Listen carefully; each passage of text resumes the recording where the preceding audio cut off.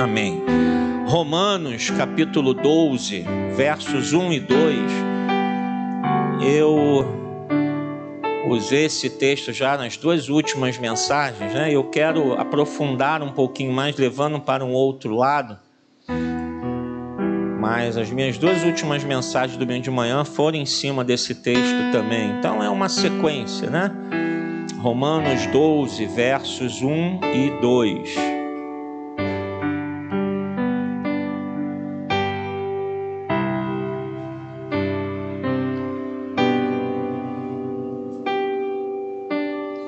Todos acharam? Diz assim o apóstolo Paulo: portanto, irmãos, rogo-lhes, pelas misericórdias de Deus, que se ofereçam em sacrifício vivo, santo e agradável a Deus. Este é o culto racional de vocês. Não se amoldem ao padrão deste mundo, mas transformem-se pela renovação da sua mente, para que sejam capazes de experimentar e comprovar a boa, agradável e perfeita vontade de Deus. Senhor, muito obrigado pela leitura de Tua Santa Palavra, que o Senhor nos guie a toda a verdade, ó Espírito Santo de Deus, nesta manhã. Fala aos nossos corações, ensina-nos, transforma-nos. Mais do que apenas ouvir, Senhor, que a Tua Palavra encontre terreno fértil no nosso coração para frutificar na nossa vida. Frutos de arrependimento, de transformação, de mudança de vida. Vem falar, Espírito Santo, conosco. Usa-me, ó Deus, eu me coloco em Tuas mãos, te agradecendo e te louvando por essa oportunidade, Senhor. Que sejamos como um só corpo, abençoados por Ti. Fica conosco, em o nome de Jesus Cristo, e que todo o povo diga amém. Pode se assentar.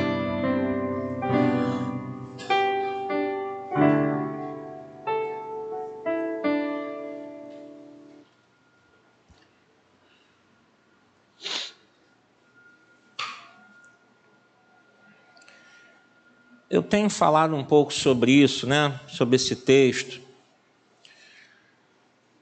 Sacrifício vivo, santo, culto racional, não se amoldar ao padrão desse mundo, renovação da mente. Mas como que isso vai acontecer na prática? Porque a gente está falando de algo assim, não se amoldar ao padrão do mundo, transformar-nos, haver uma renovação da mente, experimentar, comprovar a vontade de Deus. Mas como isso vai acontecer? E isso é muito simples, mas justamente por ser algo tão simples, acaba ficando de lado. Irmãos, o único meio, o único modo, a única fórmula para que isso aconteça é através da palavra de Deus. Lâmpada para os meus pés é a Tua, e a Tua palavra é luz para os meus caminhos. Sem a palavra de Deus, nós andamos em trevas.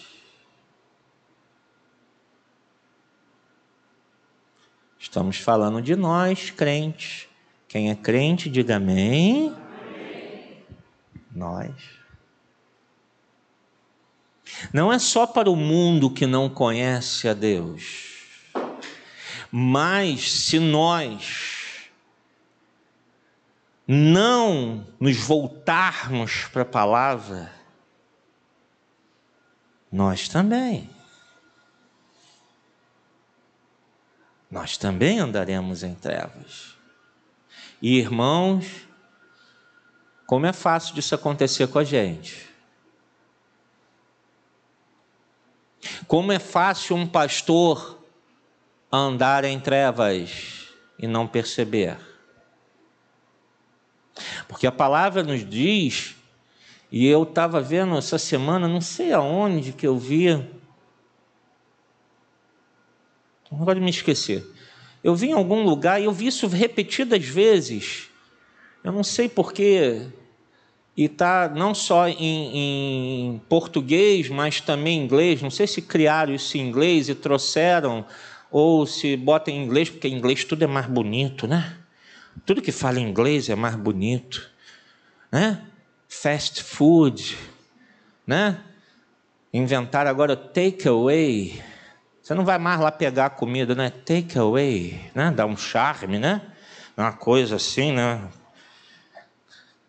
E aí eu estava vendo lá, siga o seu coração. Follow your heart. E passou o tempo, eu vi de novo essa frase, falei, por que siga o seu coração? E aí me despertou a palavra de Deus. Porque quando a gente está cheio da palavra, irmãos, tudo que é contrário incomoda. E aí eu lembrei logo de quê? Peraí, seguir o meu coração? A Bíblia me diz que o meu coração é enganoso. Mais do que qualquer coisa. Eu não posso seguir o meu coração. Diga aí para você mesmo, para você se ouvir, mesmo com máscara, mas diga num tom de voz para você se ouvir. Eu não posso seguir o meu coração. Essa é uma ideia mundana. Porque se eu sigo o meu coração, eu deixo de seguir o quê? A palavra de Deus. Porque o meu coração me engana, diz, isso aqui é bom. E aí é contra a Bíblia. E aí é por isso que a gente vê, e a gente corre esse risco, irmão. Não vamos nos achar que a gente, é comigo não, né? Não, nós corremos esse risco. Por isso que eu falei que nós podemos estar andando em trevas sem perceber, achando que a gente está, né? Não, está tudo bem, minha vida está uma bênção, está tudo maravilhoso, mas na verdade a gente está seguindo o nosso coração, está seguindo a nossa vontade, está seguindo os ideais do mundo, o que o mundo tem por conceitos bons, e a gente está achando que está tudo ótimo. E na verdade a gente está andando em trevas. Então o único modo de jogar luz dos céus na nossa vida é através da palavra.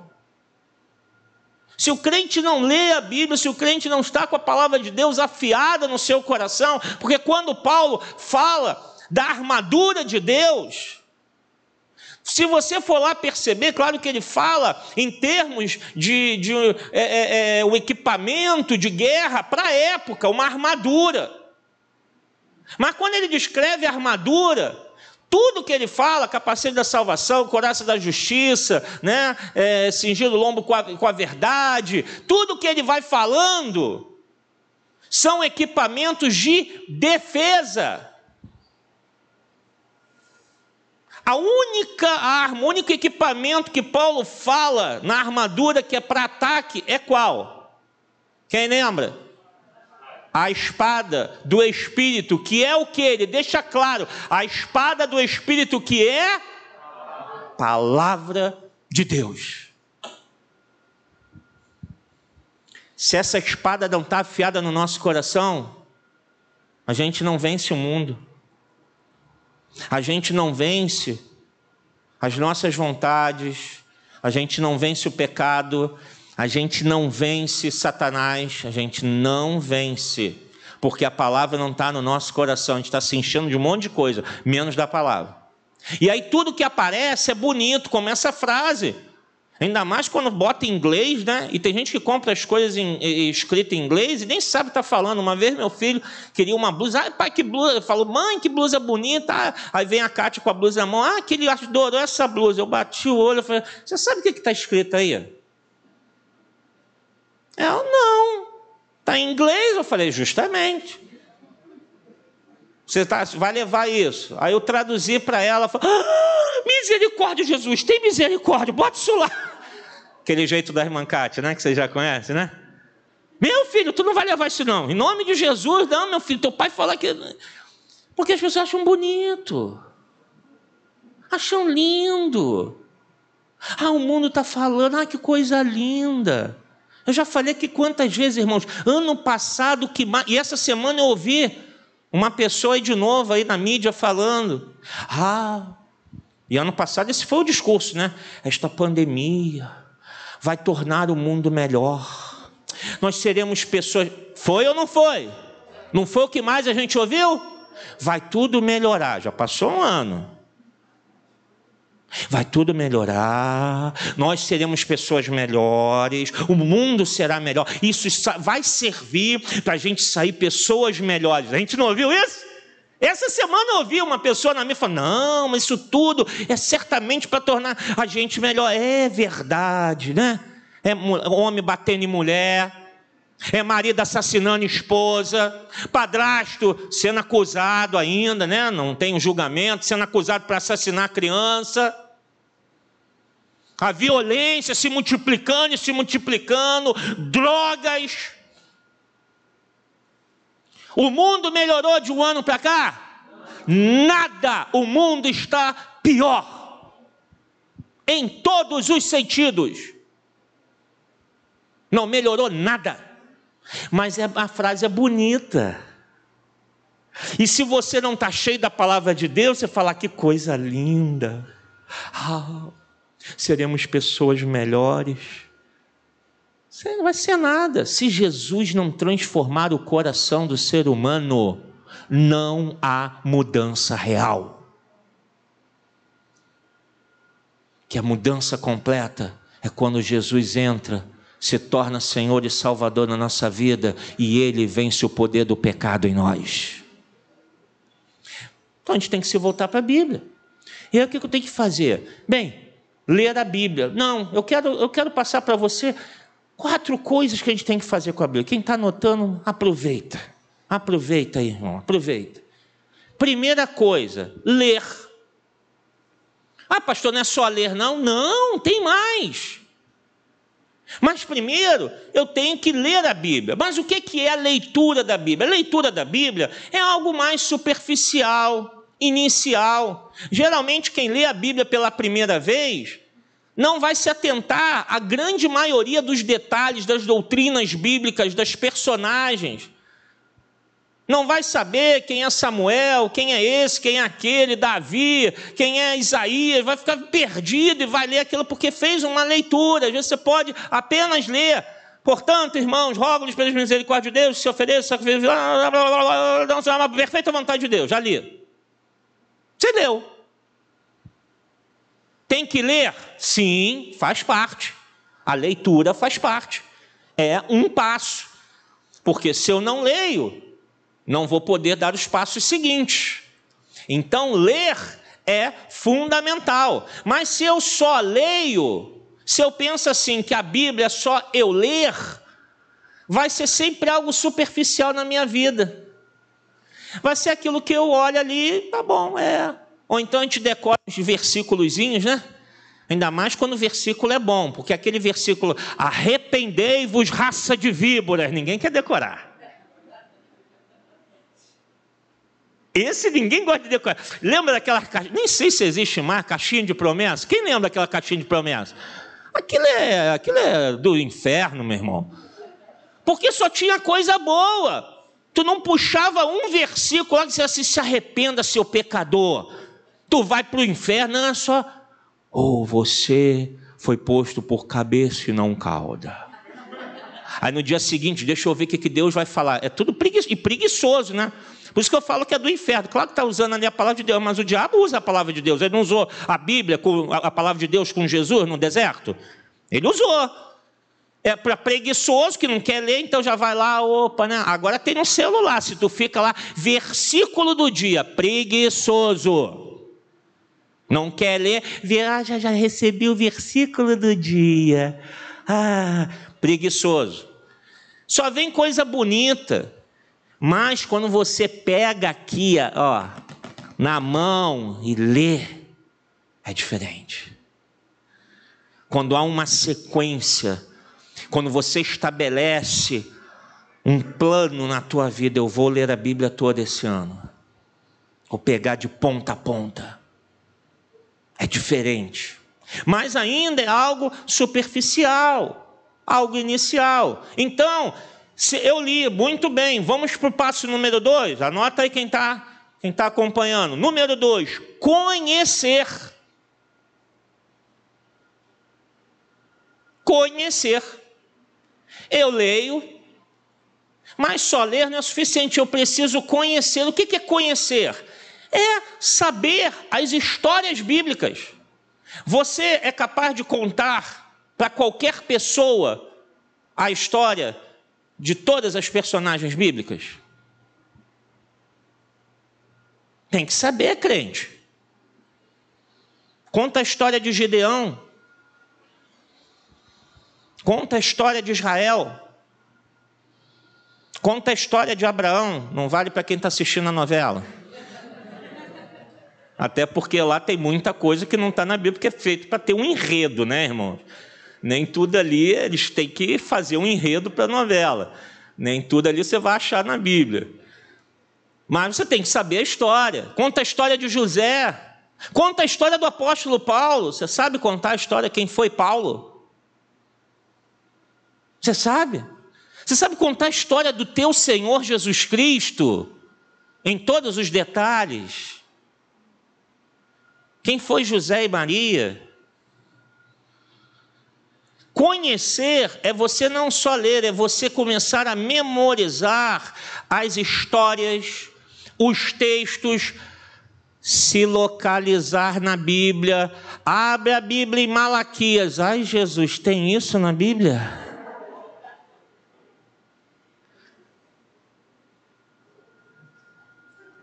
Tem pregador que às vezes, né, brinca, abra aí em livro de Heresias, capítulo 13, o pessoal está lá procurando. Onde é que está o livro de Heresias, irmão? Onde é que está? Eu nunca vi esse livro, né? Conhecer. Então não basta apenas a leitura. A palavra de Deus vai ter impacto na minha vida quando eu vou além da leitura e passo a conhecer a Bíblia. Quantos livros tem a Bíblia? Não, gente, não vai me fazer passar vergonha. O pessoal em casa está assistindo. Peraí, gente, é só ensaio, tá? Você que está em casa, né, assistindo depois, foi só um ensaio, eles vão agora arrebentar. Peraí, ó. Quantos livros tem a Bíblia? Viu? Estou falando, essa igreja é demais, vem para cá você também. Está sem igreja? Se você tem igreja, não. Fica onde você está. Fica com o teu pastor, com o teu corpo aí. Está sem igreja ou não é crente, vem para cá, que aqui é teu lugar, tá? Antigo Testamento? Espera que eles estão ensaiando, eles têm que ensaiar primeiro. Agora vai, sempre na segunda, né? Quantos livros do Antigo Testamento? Viu? Eu estou falando que essa igreja é o máximo. Vou dar tempo para fazer a conta. 66 menos 39, vai. Quantos livros no Novo Testamento? Vamos lá, segunda. Viu? A gente tem que saber. Na próxima eu vou pedir para todo mundo falar os livros todos, Gênesis e Apocalipse. Ó, já tem criança na escolinha que sabe, hein? Tem criança ali embaixo que já sabe os livros todos de cor, do início ao fim. Tá dando banho em muitos de nós, hein? Vai passar vergonha, hein? Cuidado aí, papai e mamãe, que vai chegar. Pai, mãe, você sabe os livros todos de cor? Eu não, pois é, eu sei. Você não estuda a Bíblia não, pai? Estuda a Bíblia não, mãe? Vai passar vergonha. Como é? Tem que saber. Irmãos, isso é vida cristã. É vida cristã. Não adianta você saber tantas coisas desse mundo e você não sabe aquilo que pode renovar a tua mente, transformar a tua vida, te levar a um culto racional e não deixar você se amoldar a esse mundo. É isso aqui. Então eu leio, mas eu tenho que conhecer, eu vou saber das histórias, eu sei contar as histórias, por mais resumida, que não vai precisar contar, mas a história de fulano, assim, foi isso que aconteceu, esse é fulano de tal personagem bíblico. Muito bem. Os textos principais, onde está o texto tal? Onde a Bíblia fala sobre tal assunto? A Bíblia fala sobre isso, sobre aquilo? Você tem que saber. Então é o conhecer. Mas aí não é suficiente. Vamos ao terceiro passo? Vamos lá? Número 3. Estudar. Ué, pastor, pensei que conhecer já era estudar. Não, não é não. Anotou aí? Estudar. O estudar, ou seja, eu li, eu começo a conhecer as histórias, começo a conhecer a Bíblia como um todo, em vários detalhes, mas aí eu vou dar um terceiro passo, eu vou estudar a Bíblia, eu vou me aprofundar no texto, pesquisar. O que eu tenho que pesquisar? Por que isso está sendo dito? Por quem isso foi dito? Para quem isso foi escrito? Porque, irmãos, Paulo escreveu esse livro ontem? Foi publicado ontem, o livro de Romanos? Não. Séculos e séculos atrás.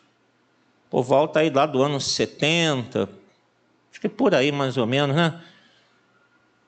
Olha aí, mais de 2.000 anos, quase 2.000 anos, aliás. Então ele escreveu para um público específico, com uma intenção específica. Serve para nós, sim, mas ele vai falar de uma maneira para aquelas pessoas. Estudar é mais ainda, é saber o que isso que eu estou lendo tem a ver com toda a Bíblia, porque não podemos em nenhum momento pegar um texto bíblico e tirar ele e falar assim, bem, vou isso aqui olhar isoladamente. Não, é aí que surgem as heresias. Eu preciso ver o que aquilo ali tem a ver com o todo da palavra de Deus. Por isso que alguns às vezes não entendem ou entram em conflito com certas doutrinas bíblicas ou passagens bíblicas porque não conhecem o todo. Querem analisar algo ali separado. E aí fala, poxa, mas aqui está dizendo isso, mas peraí, você tem que ligar com aquilo, com isso, aí você monta o quebra-cabeça e você vê, agora deu sentido. Então o estudo é eu ir a fundo nisso, saber qual a cultura está envolvida ali, qual a sociedade, como era a sociedade, por que ele estava falando aquilo especificamente, porque aquilo foi escrito. Eu vou estudar, eu vou pesquisar, eu vou ver a teologia e muitas coisas mais. Aí eu me aprofundo no texto. Eu li, eu começo a conhecer, eu vou estudar para saber mais pormenores, mais detalhes, para aquilo ganhar uma robustez maior para a minha vida, mas aí vem o passo número 4. Para quem está anotando aí, número 4. Que sem esse passo, se você parar no 3, joga tudo fora. Se você parar no 1, você vai ser um crente superficial. Se você vai até o 2, você vai virar aquele sabichão que quer tirar onda com todo mundo, que sabe tudo. Quer sempre? Não, eu conheço muito a Bíblia, pode perguntar que eu sei, né? Quer ficar tirando onda com todo mundo. Serve de nada. Se você vai até o estudar, você vai estudar, vai conhecer, irmãos, no mundo tem cada teólogo que sabe tanto da Bíblia, mas tanto da Bíblia.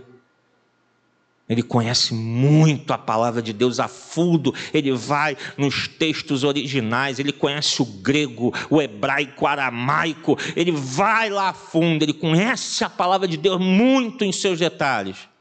mas ele não conhece o Deus da palavra.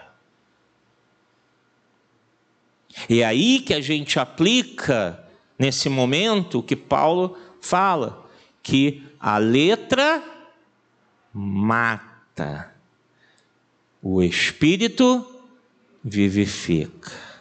E é aí nesse ponto que a gente vai para o número 4, que é a revelação.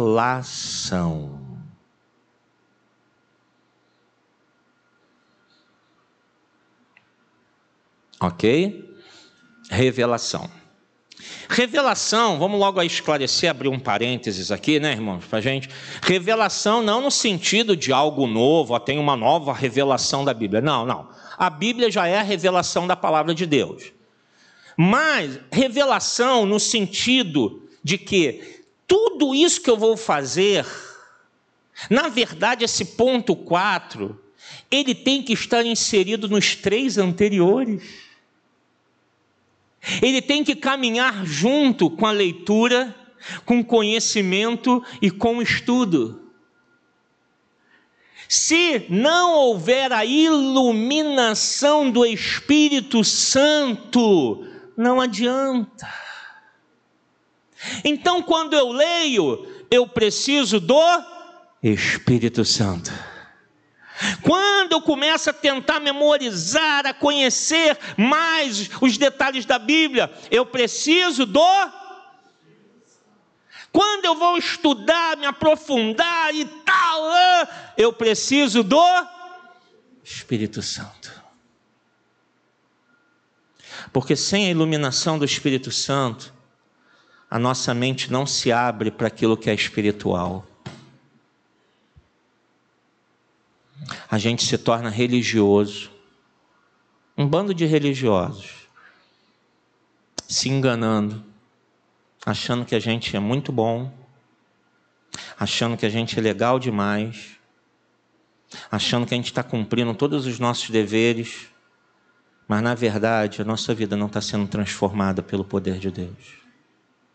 Passamos anos dentro da igreja, e a nossa vida não é transformada.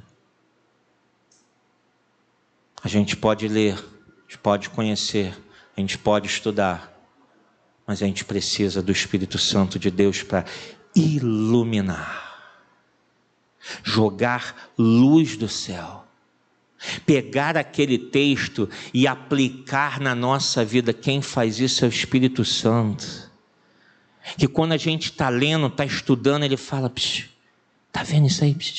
É você, meu servo, minha serva. Olha, isso aí é para você. Eu quero que isso se aplique na tua vida. Olha o que você está fazendo e olha o que minha palavra diz. Quem faz isso, irmãos? O Espírito Santo de Deus. É assim que a nossa vida é transformada. O problema da igreja de hoje é que a igreja quer uma transformação sem a palavra.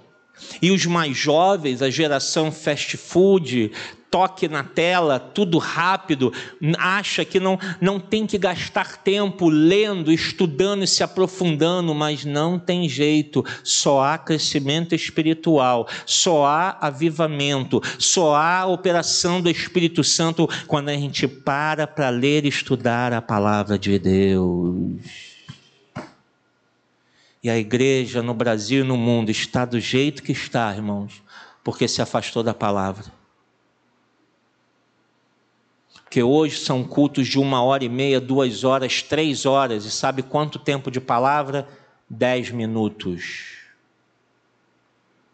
A maior parte do culto não é a pregação, o estudo, o ensino.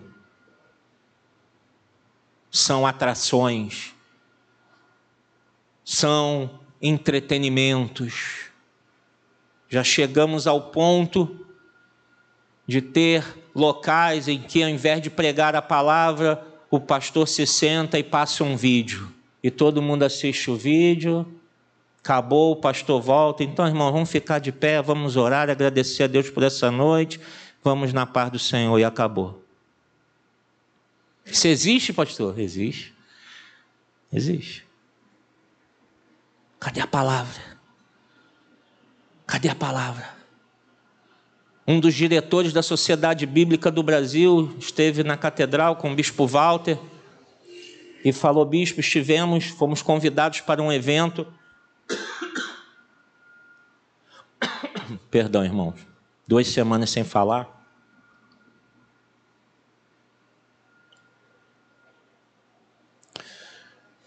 Estivemos num evento, não lembro se foi no Rio Centro, um lugar bem grande, milhares de pessoas reunidas, um evento de 4 horas de duração. Ele disse: bispo Walter, durante as 4 horas do evento, a Bíblia sequer foi mencionada.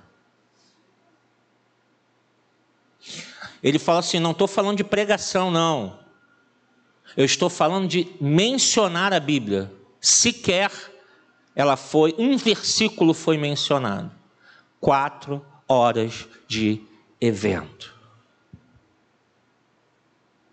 E a Bíblia não foi citada, um evento evangélico. Como, irmãos? Como vamos oferecer um sacrifício vivo, santo e agradável a Deus? Assim. Como nós vamos oferecer um culto racional? Assim. Como nós não vamos nos amoldar ao padrão desse mundo? Porque hoje a igreja quer imitar o mundo, irmãos, eles que têm que imitar a gente. Eles que têm que olhar para a gente e falar: vocês são diferentes da gente. Porque eu tenho Jesus, eu sou feliz com Ele.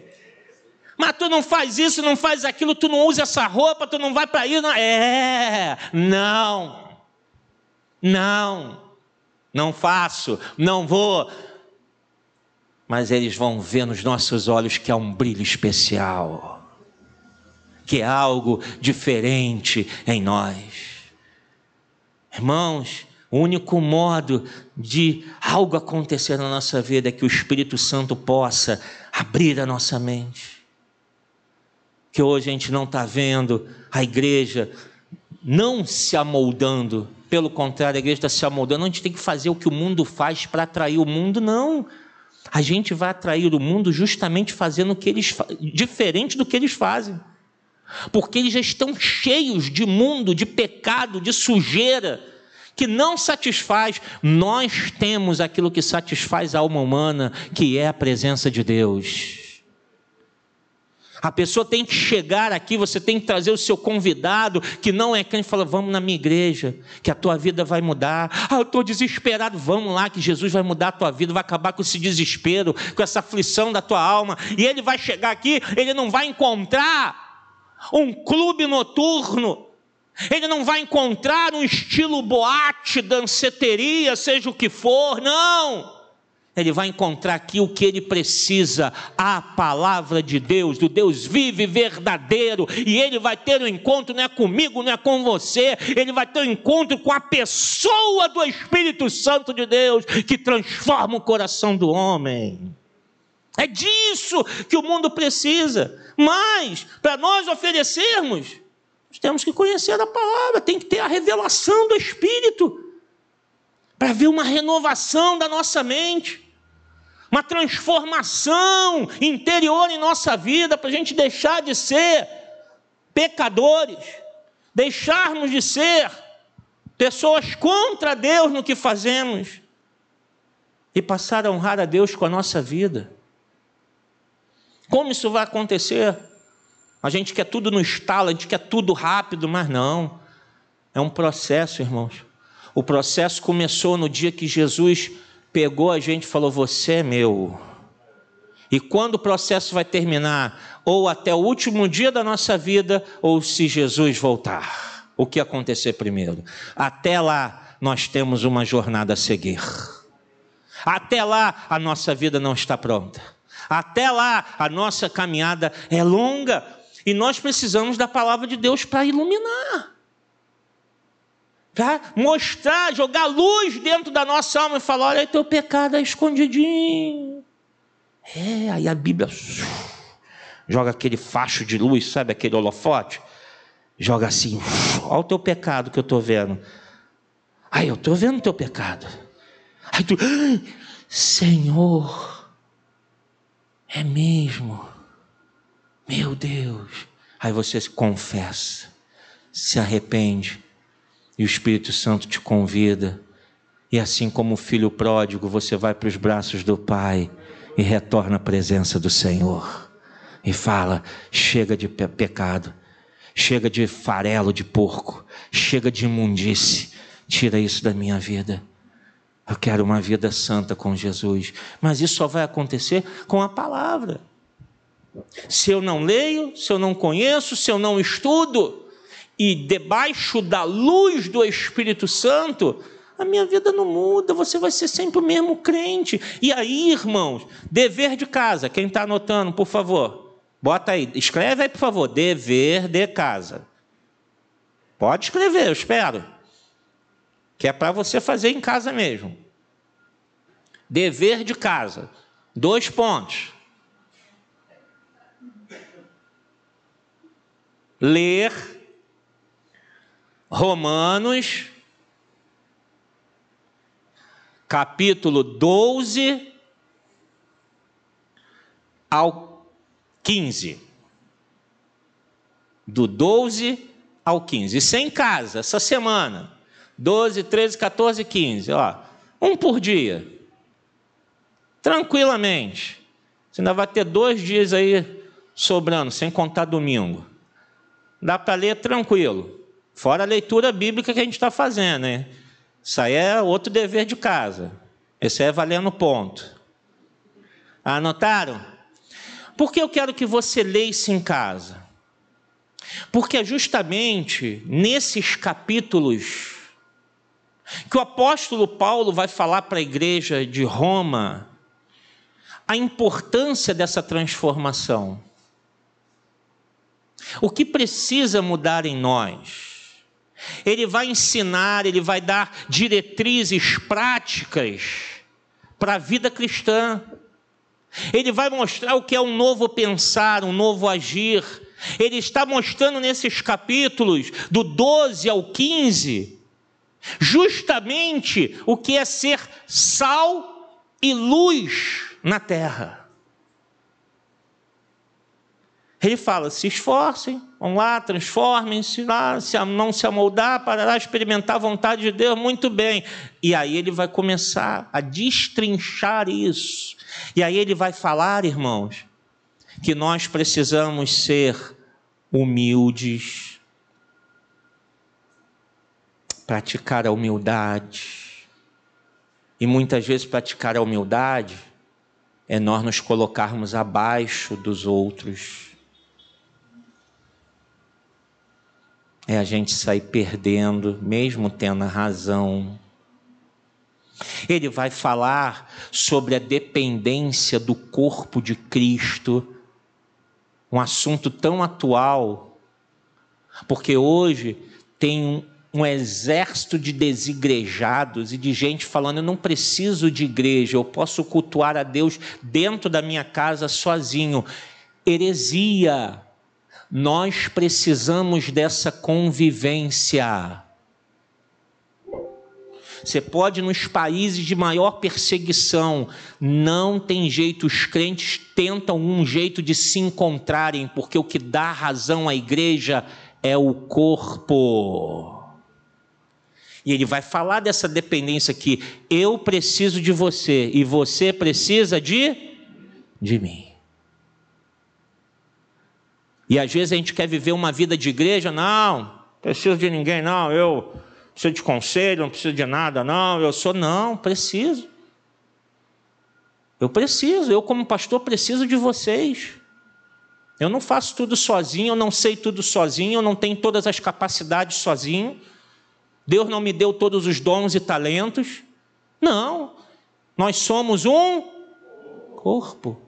Corpo não funciona com membro, irmão. Corpo funciona junto. Ele vai falar sobre o uso dos seus dons, o que Deus te deu para você usar em favor da obra, para a glória de Deus. Ele vai falar do amor aos irmãos, amar o teu irmão. Ah, começa difícil, porque aquela irmã insuportável, aquele irmão, meu Deus do céu, ele fala: quem tem a transformação do espírito, mente renovada, oferece culto racional, ama os seus irmãos. Não troca de igreja porque está aborrecidinho. Ele fala: não sai daqui não, eu vou te amar. Tu pensa que vai vencer, mas não, eu vou te amar. Tu é complicado, mas eu vou te amar. Pode pisar no meu pé, pode me insultar, mas eu vou te amar. Sabe o que é isso? Mente renovada. É quem se aprofunda na palavra, que pode fazer o que for, fala: não, meu coração está em Deus. Ele vai falar sobre perseverança. Já viu? O bando de gente está desanimado. Ele vai falar que a vida cristã é uma vida de perseverança. É uma vida de não buscar vingança. Ah, deixa ele comigo, deixa ela comigo. Ah, eu vou pegar ela, eu vou pegar ele. Irmãos, eu confesso, como pastor, tem hora que dá vontade de pegar um de vocês. Eu falo: Senhor, vou pegar a irmã fulana, vou pegar esse diácono, eu vou, meu Deus, vou pegar. E Deus me lembra: você tem que amar, meu filho. Meu filho, são minhas ovelhas, Jesus. Deixa só um pouquinho, Senhor. Só 5 minutinhos lá no gabinete. Não, meu filho. Perdoa, deixa para lá. Deixa comigo que eu vou tratar. Eu falo: tá bom, Senhor, acalma meu coração, traz paz à minha alma, limpa. Aí eu chego na igreja, dou de cara com a irmãzinha, com o diácono. Ô, meu amado, vem aqui, a paz do Senhor. Meu coração já está limpo. Não busque vingança. Nosso coração não pode ter essa sede de vingança. Eu vou fazer, eu vou retribuir com ninguém, irmãos. Ele vai falar sobre obediência às autoridades. E, irmãos, que assunto atual, né? Porque da mesma maneira que a igreja não pode idolatrar o presidente da república, a igreja não pode profaná-lo, nem ficar falando, maldizê-lo, porque ele é uma autoridade constituída por Deus. Amém? Não podemos falar nada do judiciário. Temos que orar por eles. São autoridades constituídas por Deus. E Paulo vai falar isso, que o crente renovado, transformado, ele se submete às autoridades constituídas por Deus. Jesus diz que a ele foi dado todo o poder e toda a autoridade, e não há autoridade debaixo dos céus que não seja constituída por Deus. Pastor, quem deu autoridade a Hitler foi Deus? Foi. Nada acontece sem Deus permitir, não, irmãos. Quem permitiu o Império Romano naquela época? Deus. Jesus em algum momento falou que ia tirar o Império Romano de lá? Falou? Não, porque ele sabia, foi Deus que levantou. Deus tem os seus propósitos que às vezes na hora a gente não entende, mas Deus tem seus propósitos. Mas ele vai falar: o mais importante é o seu coração com Deus. Eu tenho que andar em obediência às autoridades. E aí, irmãos, eu falei só da esfera política, que é a esfera maior, mas vai para a esfera do trabalho, da escola, da faculdade, dentro de casa, na igreja, em todo lugar. Ele vai falar do amor ao próximo, porque não adianta só a gente praticar o amor aqui, a gente tem que praticar o amor lá fora também, amando ao próximo. Ele vai falar de um despertamento espiritual que só vai acontecer por quem tem a mente renovada, o coração transformado. Ele vai falar de tolerância e paciência. Não essa tolerância que o mundo ensina, distorcida, que você tem que aceitar tudo, não. Ele vai tratar isso com o amor de Deus, à luz da palavra de Deus. Isso só acontece quando o nosso coração é transformado pela palavra de Deus, pelo Espírito Santo de Deus. Ele vai falar de viver pacificamente. A gente tem que procurar viver em paz. Tem gente que só vive em guerra, sempre criando problema, tem problema com o vizinho, tem problema com um, com a outra. Meu, para e fala, vou viver em paz. Vou viver em paz. Não julgar, ele vai falar sobre isso. Não julgue. Não julgue. Porque Jesus deixou um ensinamento claro. Com a medida que a gente julgar, nós seremos. Ele vai falar sobre servir aos seus irmãos. Você está aqui para quê? Só para... Ele vai falar, não. Você está aqui no corpo para servir os teus irmãos. Sirva os teus irmãos. Alguma vez você já chegou para ele falar, hoje eu vou pagar o lanche na cantina para você, querido? Já fez isso? Você alguma vez já chegou aqui e falou assim, Senhor, me mostra quem é a pessoa que eu vou hoje fazer uma oração junto com ela, sem perguntar nada. Isso é serviço. Você já fez isso? De chegar a olhar e você bate o olho naquela pessoa, você chega perto dela, irmão, irmã, posso fazer uma oração por você? Não precisa me falar, contar nada, não tem que perguntar nada, eu só quero orar por você, eu quero abençoar a tua vida. Serviço. Serviço. Nós servimos quando a palavra de Deus muda o nosso coração. Edificar o corpo.